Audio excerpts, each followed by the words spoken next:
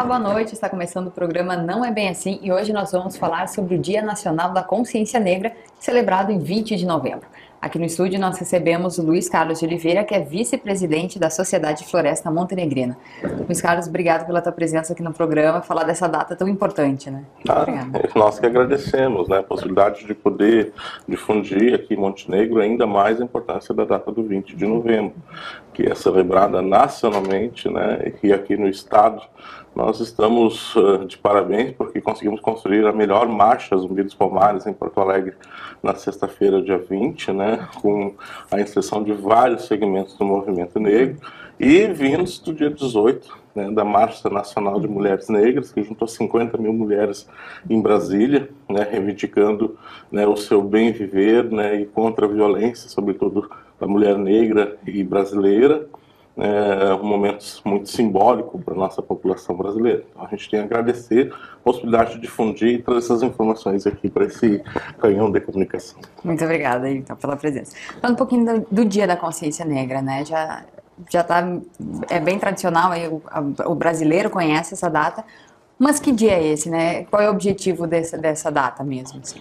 Bom, o Dia Nacional da Consciência Negra, ele é celebrado sempre no dia 20 de novembro e foi criado em 2003, instituído em âmbito nacional, né, mediante a Lei 12.519, né, de 10 de novembro de 2011, sendo considerado feriado em cerca de 1.000 cidades. Hoje, bem mais que 1.000 cidades são consideradas feriado. Inclusive, Porto Alegre está num processo, né, de conseguir, na verdade, tornar o Dia da Consciência Negra feriado.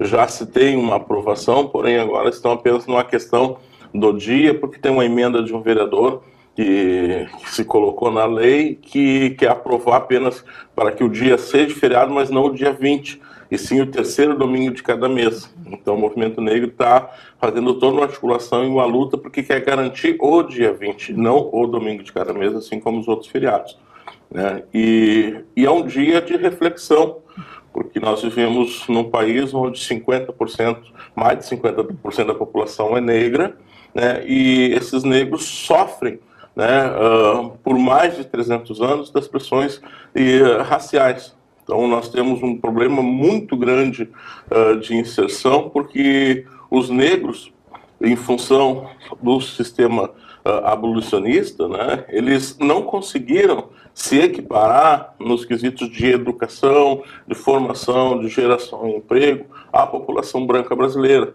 Isso criou uma grande distorção, ou seja, os brancos conseguiram evoluir muito mais do que a população negra. E a população negra, que também cresceu vertiginosamente, ela não conseguiu alcançar patamares de formação e conhecimento equiparados aos brancos. Por isso vem as políticas de ações afirmativas, entre elas a política de cotas, que vem fazer essa equiparação. Na verdade, eu sempre digo que as políticas de cotas, elas tentam equiparar uma distorção histórica que aconteceu lá no início, em 1888, quando aconteceu a primeira cota no Brasil, né, que foi quando os europeus vieram com direito à terra, a boi, inclusive já também a salários. Os negros foram demitidos, na verdade, dos seus empregos, ou seja, eles não eram empregos, eles eram escravizados, sem direito a nada e sem perspectiva, inclusive, de vida. E agora, em 2003, né, a partir de 2003, se cria as políticas de ações afirmativas, mais efetivamente as questões de cotas, porque se tem como base principal a educação para poder equiparar, na verdade, essa situação da população negra no Brasil. No Rio Grande do Sul, para nós é um pouco mais difícil, por quê? Porque aqui nós somos em torno, não chegamos a 20%.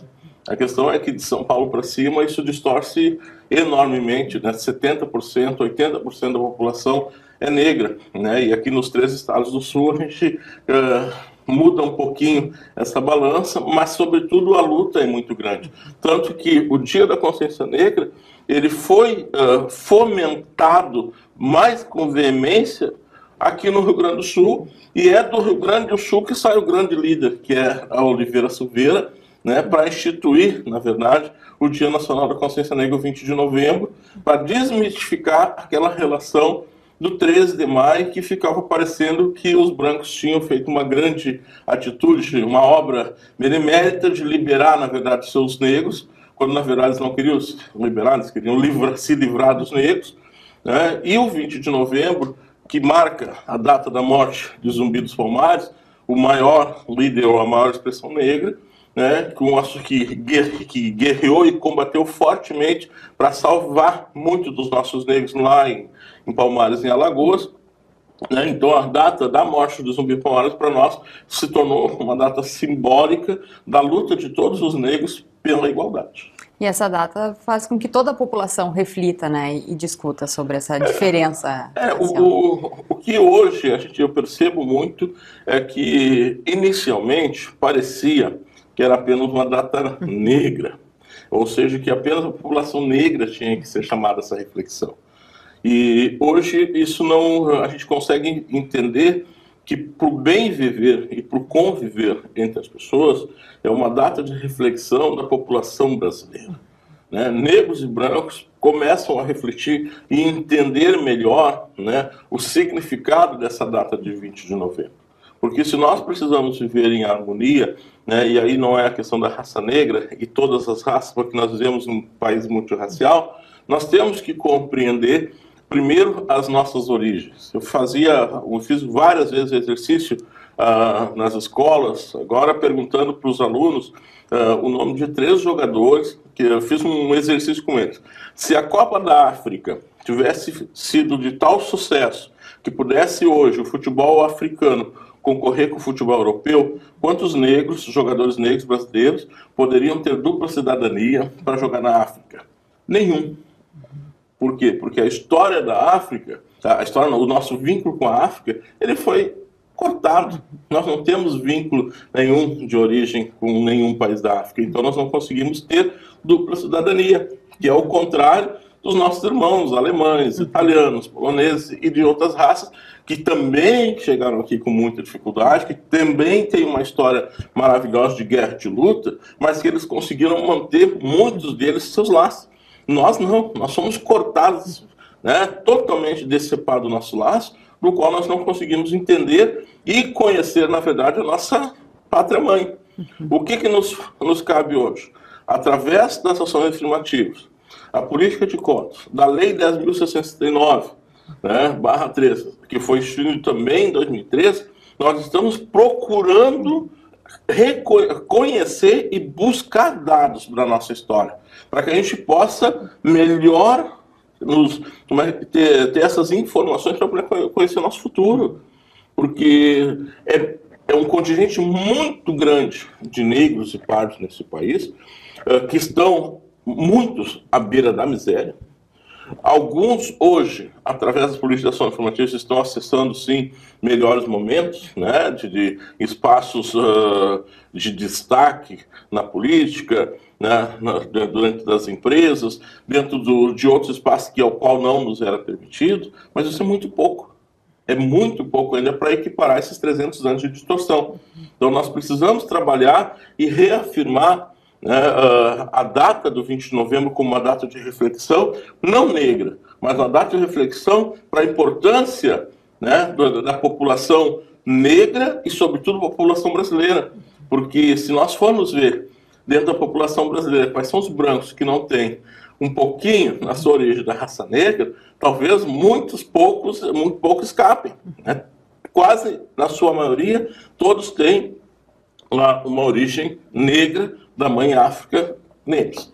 E uma outra questão que nos leva muito a refletir, eu fiz questão de trazer, inclusive com dados, é a questão da violência contra a juventude negra, que é um dado que nos chama muito a atenção, para vocês verem que a taxa de homicídio com a juventude negra no Brasil, ela está distribuída em estados. No estado de Alagoas, de cada 100 negros, né, que são mortos, 100 pessoas jovens que são mortos, 80% é negro, 4,6% é não negro.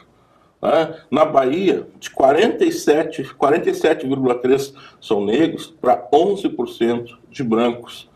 No Pará, 55% são negros, 15,5% brancos. Na Paraíba, 60,5% contra 3,1% de não negros.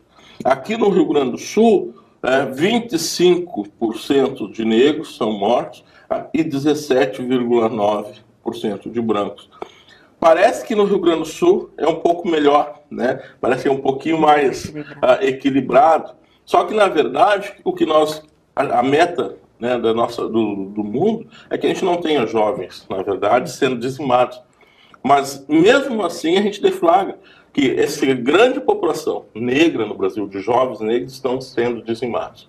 Ainda se necessita, né, a nossa brigada militar, a nossa polícia civil, que eu sei que estão cada vez mais fazendo formações, porque também precisam de treinamento para abordar e para poder fazer esse diálogo e enfrentamento com a nossa comunidade negra. Porque é muito corriqueiro, eu moro em São Leopoldo e sei, muitas vezes, quando a abordagem se dá com 3 jovens de mesma idade, se um for negro, ele toma sempre a pior.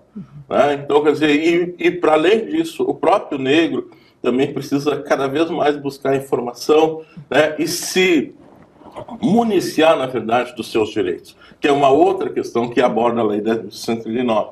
Porque quando eu não tenho domínio sobre o meu direito civil, né, fica muito fácil de eu ser abduzido, né, pelo conhecimento do outro. Então, no momento que eu passo, né, a absorver esse conhecimento, eu tenho muito melhores condições de me defender, de dialogar e de ter uma postura muito mais tranquila com todas as pessoas. Então, eu passo a ter coragem porque eu domino, na verdade, grande parte da minha história. Perfeito. Então, a gente agora vai fazer um rápido intervalo. Daqui a pouquinho a gente volta para continuar falando sobre o Dia da Consciência Negra. Nós já voltamos.